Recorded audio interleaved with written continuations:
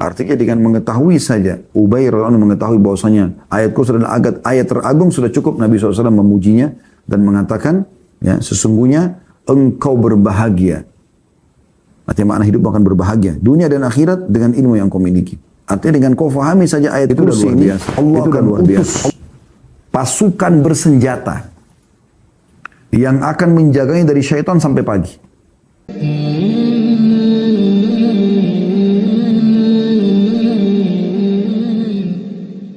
Zikir habis sholat yaitu membaca ayat kursi, dan juga ada dua doa yaitu membaca la ilaha illallah wahdahu la syarikalah lahul mulku wa lahul hamdu yuhyi wa yumiitu wa huwa ala kulli syai'in qadir, serta juga membaca Allahumma inni as'aluka ilman nafi'a wa rizqan thayyiban wa amalan mutaqabbala, yang akan kita rincikan insyaallah satu persatu.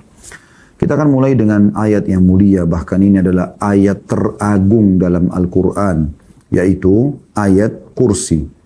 Ayat ini berada di surah Al-Baqarah, surah nomor 2, ayat 255. Ya. Dan ini ayat yang tidak boleh luput dari setiap muslim untuk dihafal, lalu diajarkan terutama kepada orang-orang terdekat kita, anak-anak, pasangan hidup, ya, kerabat kita, bawahan, dan seterusnya. Karena ini ayat sangat besar sekali manfaatnya sebagaimana akan kita bahas. Namun sebelumnya kita akan bacakan dulu. A'udzubillahi minasyaitonirrajim. Bismillahirrahmanirrahim. Allahu la ilaha illa huwal hayyul qayyum.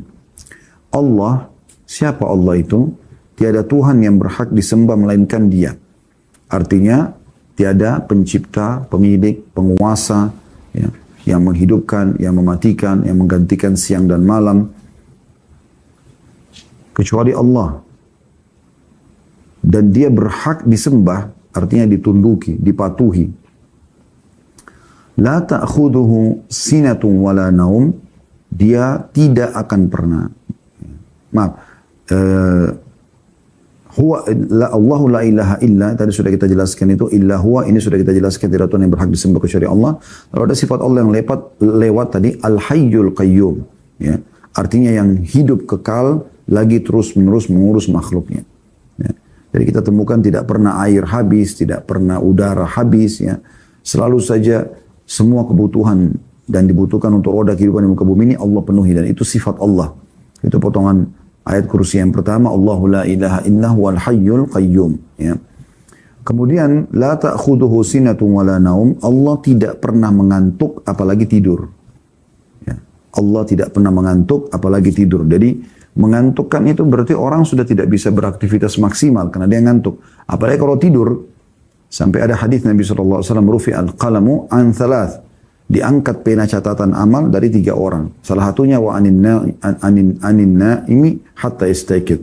Orang tidur sampai dia bangun. Karena orang tidur itu dianggap akalnya tidak bisa dikenain hukum. Pada saat dia memukul, pada saat dia teriak, pada saat dia berbicara, itu nggak bisa dijadikan sebagai hukum. Gitu. Nah, itu sifat kekurangan. Dan berarti menandakan lemahnya manusia atau makhluk sampai mereka tidur.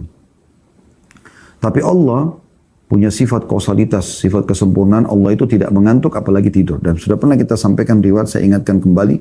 Bagaimana Nabi Musa alaihissalam dalam salah satu athar disebutkan pernah bertanya, ya Allah, apakah engkau mengantuk? Apakah engkau mengantuk? Ya, maka Jibril alaihissalam diutus oleh Allah SWT untuk menyampaikan kepada Musa, ya, bahwasanya Tuhanmu mengirim salam kepadamu hai Musa, dan Tuhanmu Allah memerintahkan engkau agar memegang sebuah wadah. Sebuah wadah, jangan engkau pindahkan sampai engkau diperintahkan.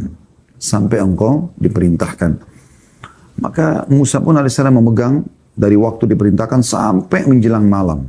Dan dia pun akhirnya mengantuk. Musa alaihissalam begitu ngantuk, tertidur, dia jatuh wadah tersebut, bejana tersebut, dan tumpahlah air itu.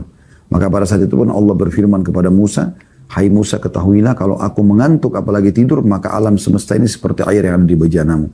Maka tidak akan mungkin bisa tertata rapi seperti ini, pergantian siang malam, ya, semua bulan, matahari, dan planet-planet ini berputar, ya, di luasnya, dan tidak pernah mendahului satu sama yang lain, ya, baik malam dengan siang, dan juga perputaran bumi saja, ya, kalau dia keluar lebih cepat sedikit atau lebih lambat sedikit dari, ya, perputarannya sekarang, maka akan mengacaukan semua kehidupan, gitu kan?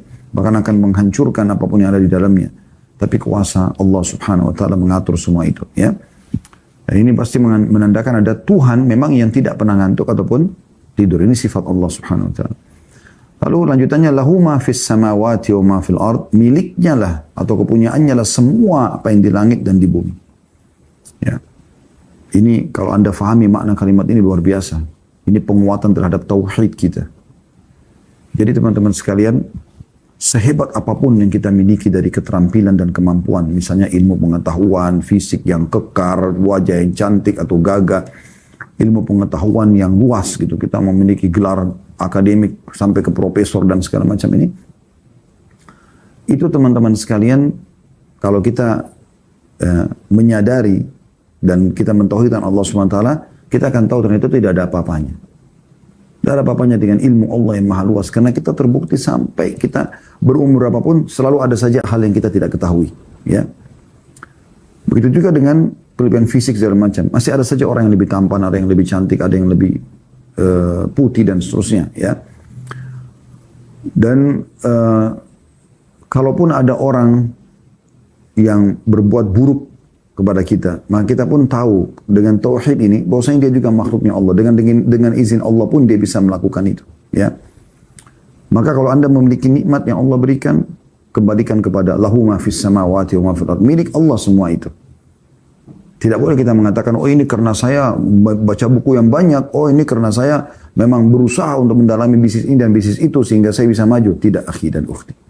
Yang kita bahasakan adalah Allah lah yang telah memudahkan saya seperti ini. Nah itu mentauhidkan Allah Subhanahu wa taala dan mengembalikan memang semuanya kepada pencipta, karena Allah lah yang memudahkan mata kita bisa melihat, telinga kita bisa mendengar, lisan kita bisa mengucap, tangan kita menjamah, kaki kita melangkah, hati kita merenung, ya, pikiran kita, otak kita berpikir dan seterusnya.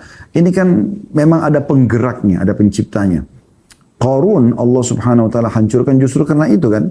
Justru karena permasalahan dia, ya, menganggap dia menjadi kaya justru karena kehebatan dia. Itu Allah sebutkan dalam Al-Quran. Dan itu tidak boleh sama sekali. Ya. Dan kalaupun ada orang yang ingin berbuat jahat, sehebat apapun makar yang mereka lakukan. Sekali lagi, sehebat apapun makar yang mereka lakukan, ya, dan berusaha untuk menipu Anda, melakukan kejahatan-kejahatan, tetap Allah Maha Kuasa. Tidak akan terjadi kecuali dengan izin Allah Subhanahu wa taala. Tidak akan terjadi kecuali dengan izin Allah Subhanahu wa taala. Dan Anda bisa minta perlindungan kepada Allah. Allah Maha Kuasa. Allah ala kulli syai'in qadir. Allah mampu mengerjakan apapun yang Dia inginkan, kan gitu. Jadi tidak ada sesuatu yang mustahil. Ya, jangan Anda putus asa dari rahmat Allah Subhanahu wa taala. Jadi mau dapat sesuatu yang baik, minta sama Allah, karena Dia pemilik langit dan bumi. Mau selamat dari semua keburukan juga minta kepada Dia. Lalu potongan selanjutnya, man dzalladzi yashfa'u 'indahu illa bi'idnih. Tidak akan pernah ada yang bisa memberi syafaat di sisi Allah kecuali dengan izinnya. Maksudnya pertolongan, rekomendasi. Kan biasanya orang kalau mau selamat itu atau mau dapat satu kerjaan atau apa saja, dia kan cari rekomendasi, ya. Maka di sisi Allah SWT, terutama pada hari kiamat nanti, tidak ada yang bisa sama sekali kecuali yang Allah izinkan. Itu menandakan sifat, ya, kepemilikan yang mutlak dari Sang Pencipta Allah. Kemudian ya'lamu ma baina aydihim wa ma khalfahum, dan Allah mengetahui apa-apa yang ada di hadapan dan di belakang mereka. Ya. Wala yuhituna bi syai'in min 'ilmihi illa bima syaa', dan mereka tidak mengetahui apa-apa dari ilmu Allah melainkan apa yang dikehendakinya. Jadi kita sangat terbatas sekali pengetahuan kita, gitu ya. Wasi'a kursiyyuhus samawati wal ard. Ya. Kursi Allah meliputi langit dan bumi. Wala ya'uduhu hifdhuhuma wa huwal 'aliyyul 'azim. Dan Allah tidak merasa berat memelihara keduanya, dan Allah Maha tinggi lagi Maha besar. Allah Maha tinggi lagi Maha besar. Jadi ini terjemahan sekaligus sedikit tadabbur tentang ayat kursi. Baik teman-teman sekalian, kita coba fokus dulu kepada keutamaan daripada ayat kursi ini, ya, keutamaan daripada ayat kursi ini. Ayat kursi ini sebagaimana saya bahasakan tadi teman-teman di pembukaan adalah ayat yang paling agung. Artinya paling besar pahala kalau dibaca, kemudian paling besar manfaatnya, ya, paling Allah cintai. Itulah ayat kursi. Setelah mengangkat ayat kursi, dalam tafsir Ibnu Katsir, dalam tafsir Quran Al-Azim, beliau mengatakan setelah mengangkat ayat kursi ya. Al-Baqarah surah nomor 2 ayat 255 beliau mengatakan ayat kursi memiliki kedudukan yang sangat agung karena tersebutkan dalam sebuah hadis yang sahih dari Rasulullah sallallahu alaihi wasallam bahwa ia merupakan ayat teragung yang terdapat dalam Al-Qur'an. Ya, seperti itu. Nah, di antara keutamaan ayat kursi atau berhubungan dengan masalah ayat yang paling agung ini, ada sebuah riwayat bahwasanya pernah pertanyaan diajukan oleh Rasulullah SAW kepada Ubay bin Ka'ab, ya, sahabat Nabi radhiyallahu anhu. Kata Nabi SAW, ayat mana yang paling agung dalam kitab Allah? Maka Ubay menjawab, ayat kursi. Maka beliau SAW menepuk dada Ubay kemudian mengatakan, wahai Abu Munzir, sesungguhnya engkau berbahagia dengan ilmu yang telah engkau miliki. Hadis ini riwayat Muslim. Ya. Artinya dengan mengetahui saja, Ubay radhiyallahu anhu mengetahui bahwasanya ayat kursi adalah ayat teragung, sudah cukup Nabi SAW memujinya dan mengatakan, ya, sesungguhnya engkau berbahagia. Artinya makna hidup akan berbahagia, dunia dan akhirat dengan ilmu yang kau miliki. Artinya dengan kau fahami saja ayat kursi ini, itu udah luar biasa. Karena mengandung sifat-sifat, ya, kemahakuasaan Allah Subhanahu wa taala, tauhid. Dan yang membuat dia agung, sebagaimana sebagian ulama mengatakan, salah satunya adalah karena ada dua sifat Allah. Al-Hayyu, Al-Qayyum. Zat yang maha hidup dan yang maha terus-menerus mengurus makhluknya. Ada juga sebuah hadis ya, yang dihasankan oleh sebagian ulama tentang lafaz istighfar. Yang kata Nabi SAW, siapa yang membaca astaghfirullahal azim, alladzi la ilaha illa huwal hayyul qayyum. Ada al-hayyul qayyum, wa atubu ilai, akan diampuni dosanya walaupun sebanyak buih di lautan. Ya, ini karena ada sifat al-hayyu al-qayyum.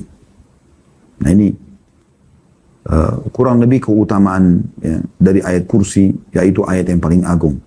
Selanjutnya teman-teman, itu kalau yang pertama. Yang kedua, dia adalah melebihi langit dan bumi.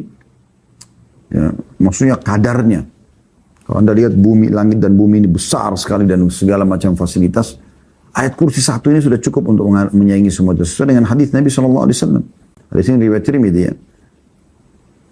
Kata beliau, tidaklah Allah menciptakan langit dan bumi melebihi agungnya ayat kursi.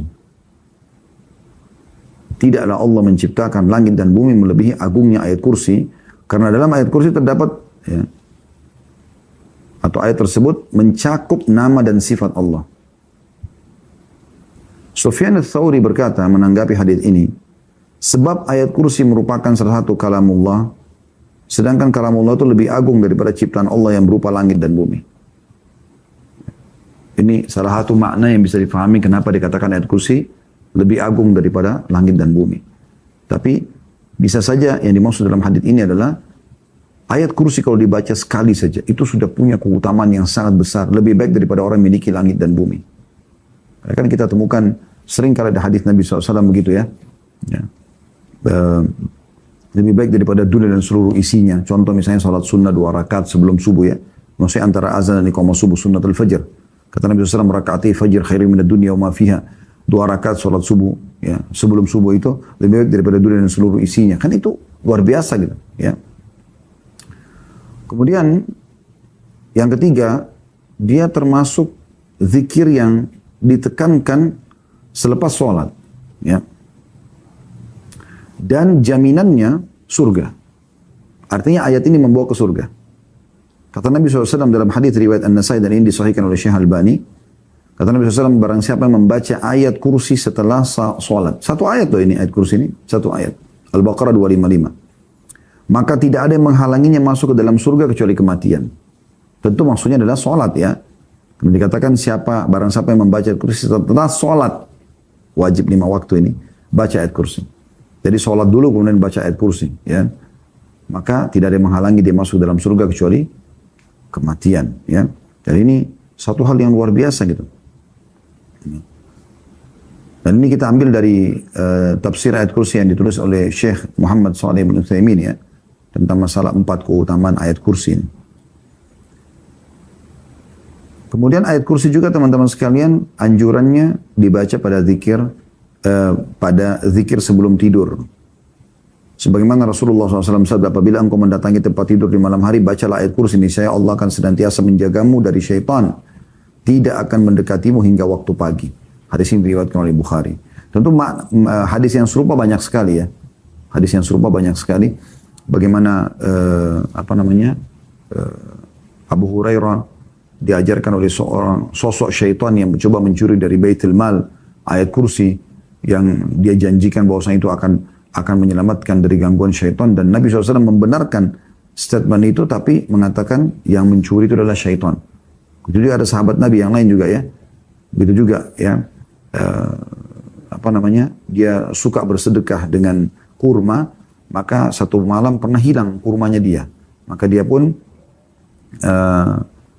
menunggu menjaga malam-malam, lalu dia temukan ada sosok seperti hewan gitu.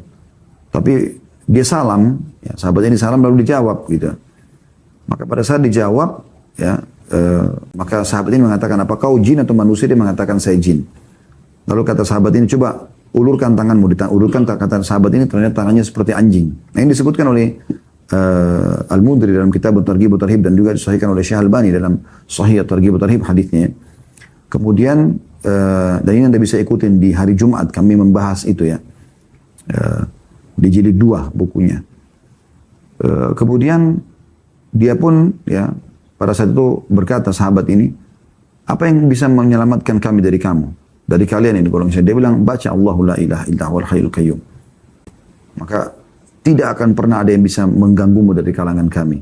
Jadi begitu luar biasa dahsyatnya ayat kursi ini ya. Jadi Syekh Utsaimin menyebutkan 4 tadi ya. Tapi kita tambahkan juga dia juga dibaca di zikir pagi petang ya, di pagi dan di sore hari. Kemudian juga dia dibaca di saat seseorang itu merasa ada gangguan ya. Orang biasa kalau ruqyah membaca dengan ayat kursi ya, itu karena punya banyak sekali hadis-hadis yang menyebutkan kalau Allah akan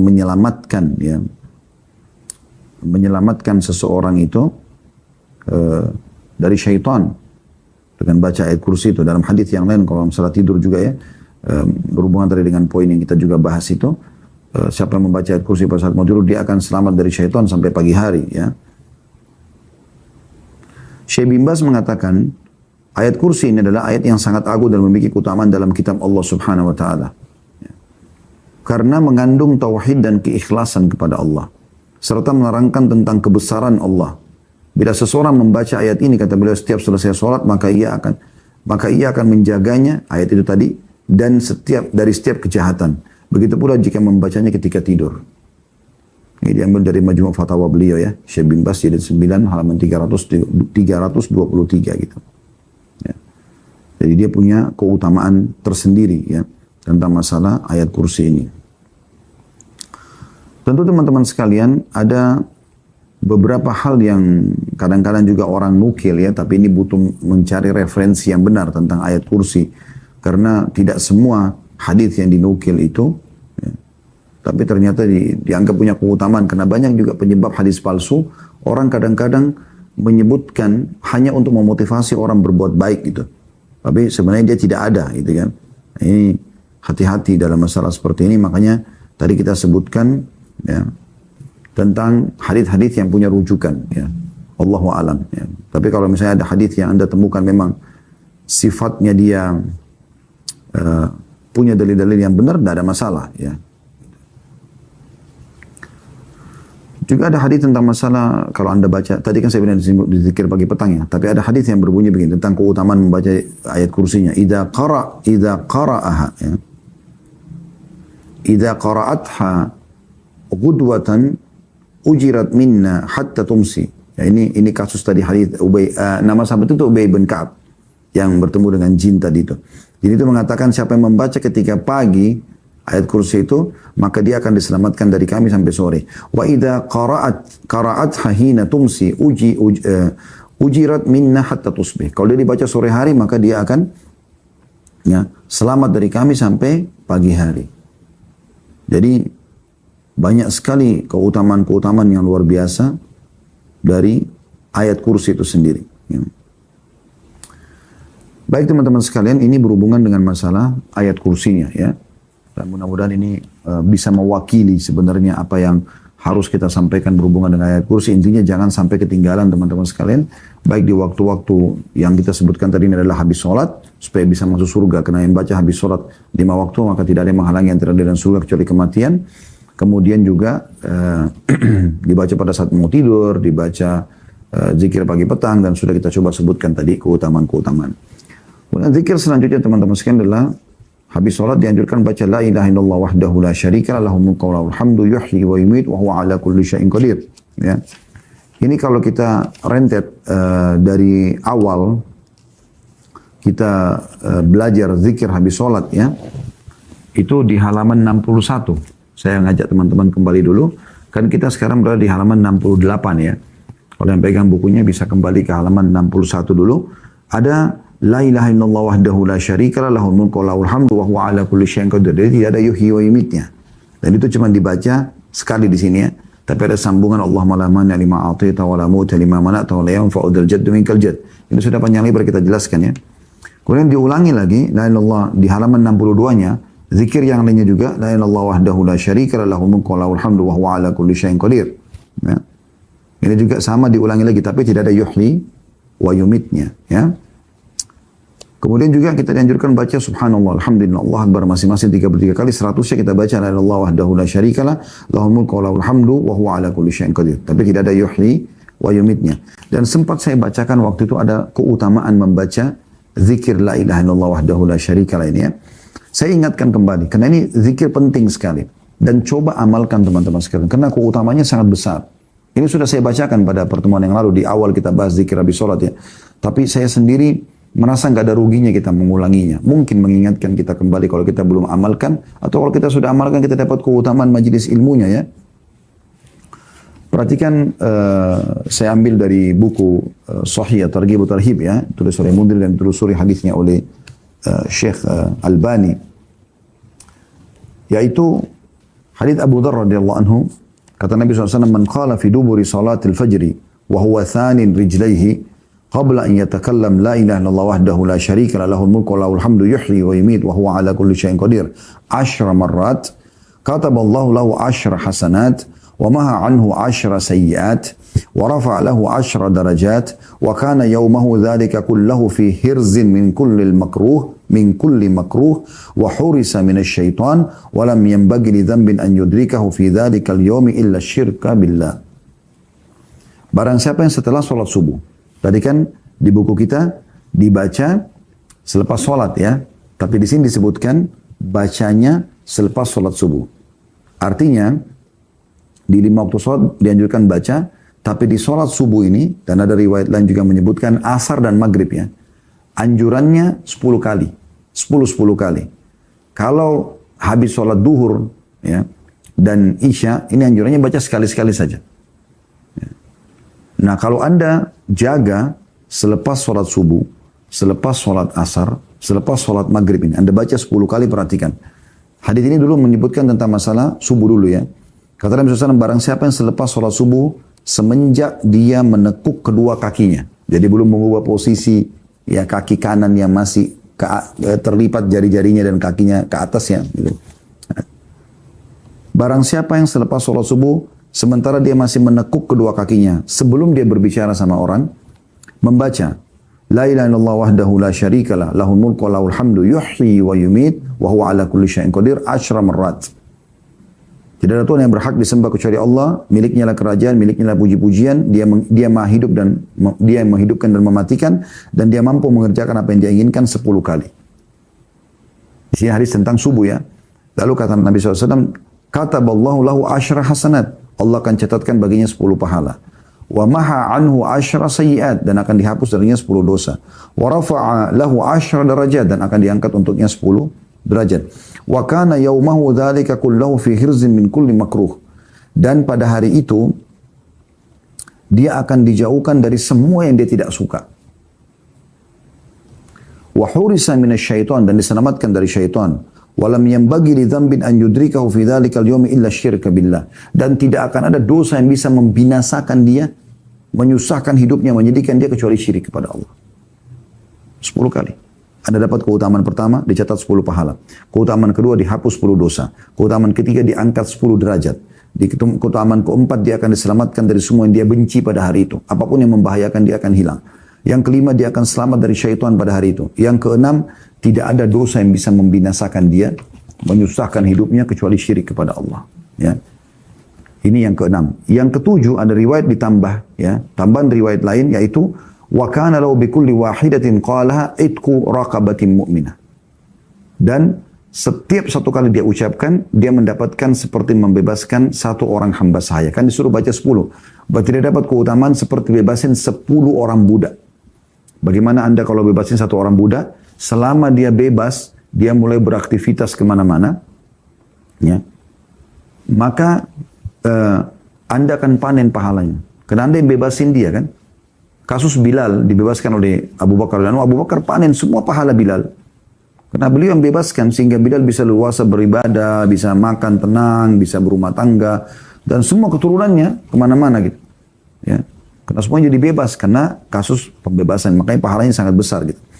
Nah kita kalau baca ini teman-teman, la ilaha illallah wahdahu la syarika lah, lahul mulku wa lahul hamdu yuhyi wa yumiit wa huwa ala kulli syai'in qadir. Selepas subuh 10 kali dicatat baginya 10 pahala, dihapus darinya 10 dosa, ya, diangkat 10 derajat, dihilangkan dari semua yang dia benci pada hari itu. Tidak ada yang bisa menimpa masalah buat dia. Kemudian diselamatkan dari syaitan. Itu sudah 5. Yang keenam, dia tidak akan pernah binasa, ya, dari dosa apapun kecuali syirik. Yang ketujuh, ya, maaf ini yang, ya, diberikan catatan 10 pahala, dihapuskan 10 dosa, diangkat 10 derajat, diselamatkan dari semua yang dia benci, diselamatkan dari syaitan, dan dia tidak akan binasa kecuali, ya, dosa syirik. Yang ketujuh, dan dia akan mendapatkan setiap satu kali ucapan sama pahalanya bebasi satu budak. Berarti kalau 10 orang budak. Itu sudah 7 keutamaan. Dalam riwayat An-Nasai, tadi kan itu riwayat Abi Dzar, ya, radhiyallahu anhu. Sekarang kalau dalam riwayat Mu'adz bin Jabal radhiyallahu anhu berbunyi, "Wa man qalahunna hina yansarifu min salatil 'ashri u'tiya mithla dzalika fi lailatihi." Dan barang siapa yang mengucapkannya ketika selesai sholat asar, maka dia diberi seperti itu pada malamnya. Barang siapa yang mengucapkannya ketika selesai sholat asar, maka dia diberi seperti itu pada malamnya. Jadi cari, kan subuh kan? Saya sudah bilang tadi, di asar juga. Jadi siapa yang baca ini? La ilaha illallah wahdahu la syarika lah, lahul mulku wa lahul hamdu yuhyi wa yumiit wa huwa ala kulli syai'in qadir. Tapi ingat, sebelum mengubah posisi duduk kaki ya, 10 kali subuh, 10 kali asar di sini, ya.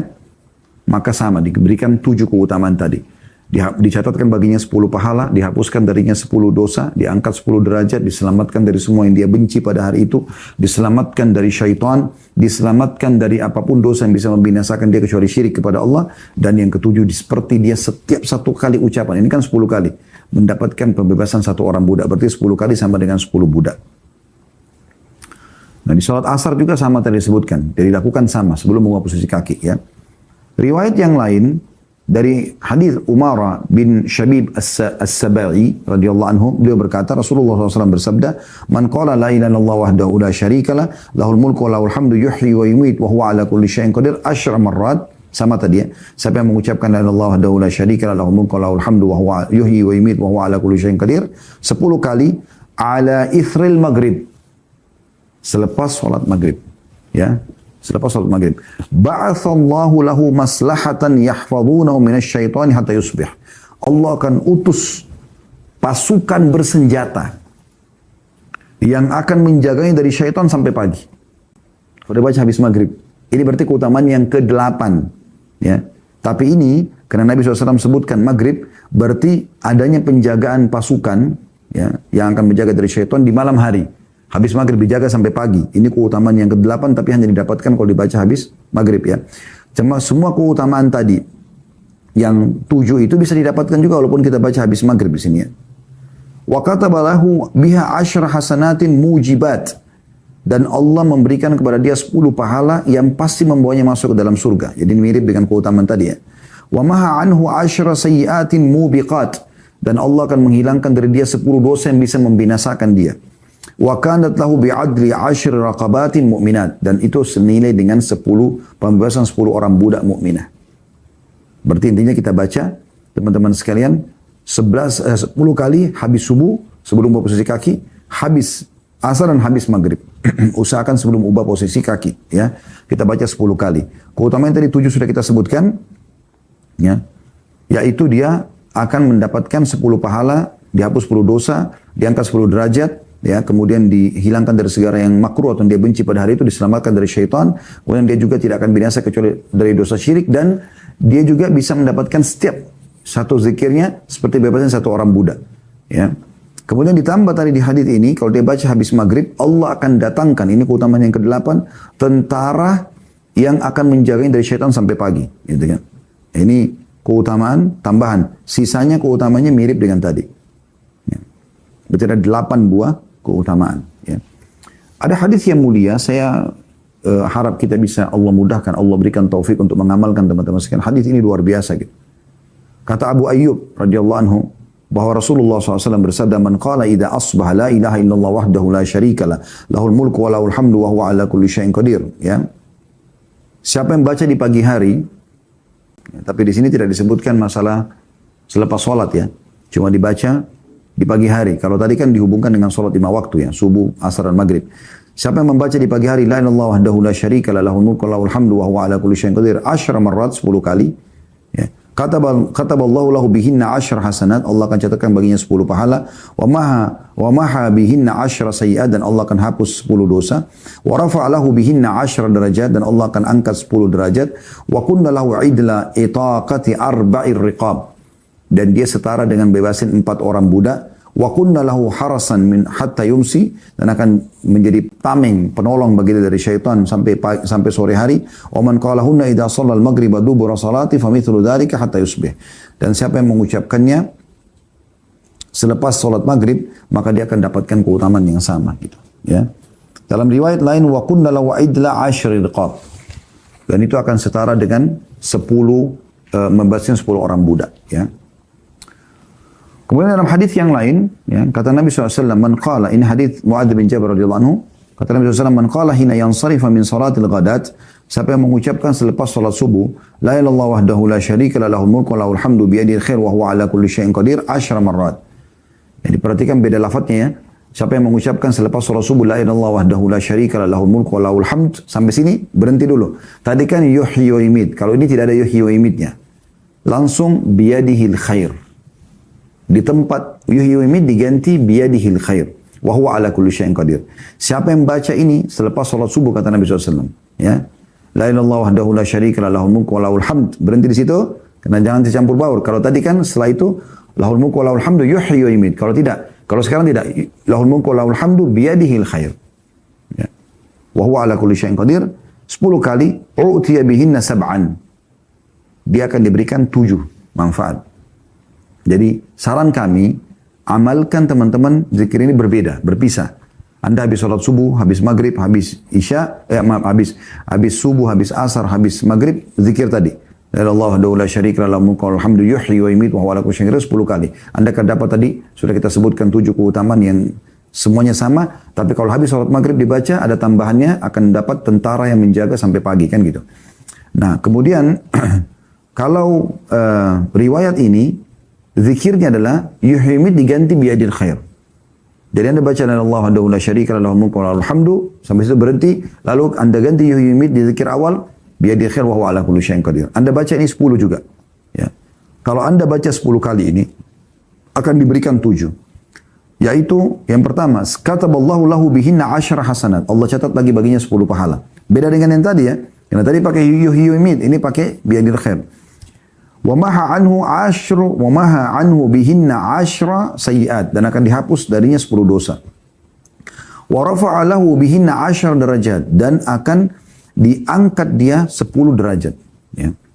Wa kunna lahu idla 10 nasamat, dan dia setara dengan membebaskan 10 orang budak, ya, membebaskan 10 jiwa. Wa kunna lahu hifdhan minasyaitan, dan akan menjaga dari syaitan, wa hirzan minal makruh, dan selamat dari semua yang dia benci. Walam yalhaqu fi dzalikal yaumi dzambun illa syirku billah, dan tidak ada yang bisa membinasakan dia kecuali syirik kepada Allah. Wa man qalahunna hina yansarifa min salatil maghrib utiya mithla dzalika lailataha, dan siapa yang baca selepas salat maghrib maka akan diberikan yang sama. Jadi keutamaan-keutamaan tadi yang kita dapatkan di zikir sebelumnya juga didapatkan di sini, ya. Jadi 2 kali. Jangan Anda gabungkan ya, jangan Anda bilang la ilaha illallah wahdahu la syarika lahu mulku wa lahul hamdu yuhyi wa yumiit lalu biyadil khair. Ini zikir yang berbeda. Nanti ada sendiri zikir lagi yang kita akan sebutkan, jumlahnya lebih banyak sampai 100 kali tapi digabungkan dua-dua itu punya keutamaan tersendiri lagi. Jadi Anda usahakan mengejar setiap hadis ini keutamaannya gitu. Ya. Jadi Anda baca tadi ya, yang la ilaha illallah wahdahu la syarika lahu mulku wa lahul hamdu yuhyi wa yumiit wa huwa ala kulli syai'in qadir itu sendiri 10 kali. Anda juga baca setelahnya la ilaha illallah wahdahu la syarika lahul mulku wa lahul hamdu biyadil khair wa huwa ala kulli syai'in qadir juga 10 kali. Jadi Anda kejar dua keutamaannya. Nah, ada hadis yang menyebutkan tentang gabungan yuhyi wa yumiit biyadil khair ya. Yaitu hadis Abu Umamah radhiyallahu anhu. Dia berkata Rasulullah SAW bersabda, "Man qala dubura salatil ghada, la ilaha illallah wahdahu la syarika lahu mulku wa lahul hamdu, yuhyi wa yumiit," ada biyadil khair, digabung di sini ya. Wa huwa ala kulli syai'in qadir, tapi jumlahnya mi'ata marrah. Siapa yang mengucapkan selepas salat subuh, la ilaha illallah wahdahu la syarika lahu mulku wa lahul hamdu, yuhyi wa yumiit, biyadil khair wa huwa ala kulli syai'in qadir, 100 kali qabla an yathniya rijlaihi, sebelum dia menekuk kedua kakinya, maksudnya dia mengubah posisi duduknya. Kana yauma idzin min afdali ahli al-ardi amala. Maka dia akan menjadi penduduk bumi, seluruh bumi ini ya. Dia adalah orang yang terbaik amalnya. Ya. Illa man qala mithla ma qala aw zada ala ma qala. Kecuali orang yang mengamalkan sama dengan dia atau menambahkan lebih banyak dari zikirnya. Nah, ini saran kami dipisahkan teman-teman sekalian. Dan semuanya ini ada anjuran untuk tidak mengubah posisi kaki. Anjurannya seperti itu kurang lebih ya. Baik tadi baca yang 10 kali atau baca yang 100 kali ya. Cuma memang beda lafaz dan ini usahakan semuanya diamalkan gitu. Kemudian dalam hadis yang lain dari Abdurrahman bin Ghanam dari Nabi sallallahu alaihi wasallam bersabda, "Man qala qabla an yansarifa wa yathni rijlaihi min salatil maghribi was subhi," barang siapa yang mengucapkan man qala qabla an yansarif, sebelum dia berdiri meninggalkan tempat sholat dan juga mengubah posisi duduknya ya di sholat maghrib dan subuh, la ilaha illallah wahdahu la syarika lahul mulku wa lahul hamdu yuhyi wa yumiit wa huwa ala kulli syai'in qadir 10 marrat kataballahu lahu bi kulli wahidatin 10 hasanat. Yang baca ini sebelum mengubah posisi kakinya 10 kali, maka dia akan mendapatkan 10 pahala, wa maha anhu 10 sayyi'at, dan akan dihapus darinya 10 dosa, wa rafa lahu 10 derajat, dan diangkat 10 derajat, wa kanat hirzan minasyaitan, wa kanat hirzan min kulli makruh, dan itu akan menjaganya dari semua yang dia benci, wa hirzan minasyaitanir rajim, dan menyelamatkan dari syaitan yang terkutuk, wa lam yahilla li dzambin an yudrikahu illa syirik, dan tidak ada dosa yang bisa membinasakannya kecuali syirik, wa kana min afdhalin nasi amalan illa rajulan yafdhuluhu wa yaqulu afdhala mimma qala, kecuali orang, dan dia akan menjadi manusia terbaik kecuali ada orang yang melebihi dari apa yang dia kerjakan. Jadi ini zikir yang luar biasa yang harusnya dijaga ya. Nah, kita kembali ke buku kita teman-teman sekalian. Kalau di buku kita ya, di halaman 68 buku yang kita bahas, buku kecil ya, kita kembali ke buku doa lagi ya, yang ini. Itu adalah la ilaha illallah wahdahu la syarika lahu mulku wa lahul hamdu yuhyi wa yumiit wa huwa ala kulli syai'in qadir, dan ini disebutkan di semua waktu salat. Karena ini kan zikir salat yang kita belajar ya. Tapi dalam Sahih Targhib Tarhib tadi dirincikan. Kalau kita pegang hadis ini atau kita baca hadis ini kan tidak disebutkan waktu salat mana saja, tapi hadis yang baru kita bacakan itu disebutkan. Kalau kita hubungkan berarti salat duhur dan salat isya yang kita baca sekali-sekali. Tapi salat subuh, asar dan maghrib kita bacanya 10 kali, dan sudah kita sebutkan tadi keutamaan-keutamanya. Ada tulisan di sini ya. Ini dibaca 10 kali sesudah sholat maghrib dan subuh. Maksudnya tadi hadis la ilaha illallah wahdahu la syarika lah. Ya. Jadi di sini di buku ini juga dikuatkan seperti apa yang dibahas oleh Sahih Targhib Tarhib ya. Berarti ya sama, kurang lebih habis duhur dan habis isya kita bacanya sekali gitu. Oke. Selanjutnya doa terakhir, Allahumma inni as'aluka ilman nafi'a. Ya Allah, aku memohon kepadamu ilmu yang bermanfaat, wa rizqan thayyiba, dan rezeki yang baik, wa amalan mutaqabbala, dan amal yang diterima. Dan amal yang diterima. Ya. Ini dikatakan dibaca setelah salam dari sholat subuh. Jadi bukan di semua sholat, tapi di sholat subuh. Ya. Hadis ini diriwayatkan Ibnu Majah dengan ahli hadis yang lain, dan juga bisa dilihat dalam Sahih Ibnu Majah jadi 1 halaman 152 dan Majma' Az-Zawaid jadi 10 halaman 111. Baik, kita bedah doa terakhir ini teman-teman. Ini dibaca habis subuh, selepas sholat, selepas salam. Allahumma inni as'aluka ilman nafi'a. Ini pelajaran penting ya. Berarti Islam selalu memotivasi agar seluruh penganutnya memiliki ilmu. Memiliki ilmu yang luas ya. Ya, dan ilmu yang benar sesuai dengan Al-Quran dan Sunnah. Dan ini ada motivasi khusus. Bagaimana di awal kita mau memulai aktivitas kita di pagi hari, kita dianjurkan minta ilmu yang bermanfaat. Ilmu yang bermanfaat ya. Kemudian warizqan tayyiba. Warizqan tayyiba artinya rezeki yang baik. Rezeki yang baik. Ya. Di sini maksudnya rezeki yang baik adalah rezeki yang halal dan membawa manfaat. Anda bisa lihat di situ terjemahannya ya. Rezeki yang baik dalam kurung halal dan membawa manfaat. Karena bisa saja orang cari dari sumber yang haram, lalu dia makan, ini jadi masalah buat dia. Ya. Karena makanan dan minuman haram atau sesuatu dari haram ini, itu efeknya sangat besar sekali. Ini sudah panjang lebar kami jelaskan di Tablik Akbar dulu ada, dan Anda bisa lihat di playlist insya Allah, akibat makanan haram. Ya. Kemudian, dan amal yang diterima, wa amala mutaqabbala, artinya seluruh amal saleh yang dikerjakan, yang aku kerjakan, itu diterima. Jadi jangan luput, insya Allah semoga Allah mudahkan kita mengamalkan di pagi hari. Jadi 3 hal ini yang paling penting dalam kehidupan seorang muslim. Bagaimana dia diberikan ilmu bermanfaat, jadi hari tidak berlalu tanpa ada pelajaran ilmu agama, dan kalaupun sudah ada yang dia pelajari, dia mudah untuk mengamalkan. Kemudian rezeki yang baik-baik, rezeki yang banyak tapi halal. Dan juga bukan cuma itu, bermanfaat. Ada orang punya rezeki halal tapi sibuk nabung terus, tidak pernah sedekah. Ini keliru. Harusnya dia bawa hartanya ke akhirat. Yang sudah pernah kita jelaskan juga di keutamaan bersedekah ya, ada judul Tablik Akbar kami, itu ceramah kami, bisa Anda lihat di playlist keajaiban sedekah ya. Kemudian yang terakhir adalah minta amal kita diterima, dan ini poin tidak kalah penting teman-teman sekalian. Jangan pernah merasa amal kita sudah diterima ya, walaupun Anda sudah melakukannya, jangan pastikan gitu. Tapi biarkan Allah yang mengambil dan memberikan. Makanya saya kasih contoh misalnya. Kita tentu tidak boleh ragu dengan janji Allah ya. Kalau kita sudah ikutin syarat-syarat, insya Allah Allah terima. Tapi kita ambil pelajaran dari kasus Ibrahim dan Ismail alaihi wassalatu wassalam. Bagaimana keduanya ini teman-teman sekalian. Ibrahim dan Ismail alaihi wassalatu wassalam. Dua-duanya ini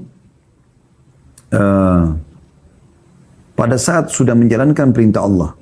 Dari awal ya, Nabi Ibrahim mimpi mau sembelih anaknya, kemudian tidak jadi karena Allah ganti dengan sembelihan. Itu hanya lihat mimpi kan, dan mimpi semua seorang Nabi adalah wahyu. Kemudian setelah itu disuruh bangun Ka'bah, kemudian dipanggil orang haji ya. Lalu setelah semua itu, apa kata Ibrahim dan Ismail AS? Mengerjakan perintah Allah, wahyu turun, Jibril datang dan sudah sesuai semuanya. Apa kata mereka? Rabbana taqabbal minna innaka antas samiul alim. Wahai Tuhan kami, terima ini dari kami. Padahal sudah jelas-jelas Nabi ikhlas dan menerima wahyu ya, sesuai dengan panduan, sudah nggak salah gitu. Tapi mereka masih mohon kepada Allah, merendah kepada Allah, mengatakan ya Allah terimalah ini dari kami. Rabbana taqabbal minna innaka antas samiul alim. Sungguhnya Kau Maha mendengar dan Maha mengetahui. Wa tub alaina innaka antat tawwabur rahim. Dan terimalah taubat kami karena Kau Zat yang Maha penerima taubat dan juga Maha pengasih, gitu ya. Jadi ini hal yang luar biasa. Dari doa ini kita bilang amal mutaqabbala, dan amal yang diterima ya. Jadi walaupun sudah ikhlas kita kerjakan segala macam, tetap minta pada Allah agar diterima amal tersebut. Allahu a'lam.